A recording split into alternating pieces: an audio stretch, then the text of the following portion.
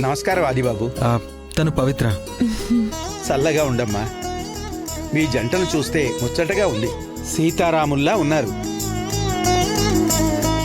మీకు ఆ పార్వతీ పరమేశ్వర్ల ఆశీర్వాదం ఎప్పుడూ ఉంటుంది. ఈ గుడి చాలా ప్రశస్తమైందమ్మా. ఎంతో అదృష్టం ఉంటే తప్ప ఈ గుడికి రాలేరు.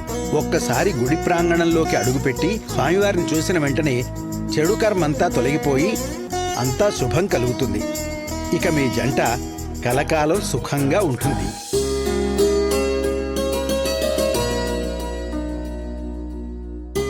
ఆదిబాబు, నేను మీ ఇద్దరి పేరు మీద అభిషేకం చేస్తూ ఉంటాను. మీ ఇద్దరూ వెళ్ళి పొంగలి వండి తీసుకురండి. సరే పూజారి గారు.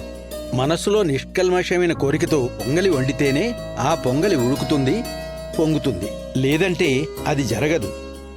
ఈ స్వామివారి మహిమది.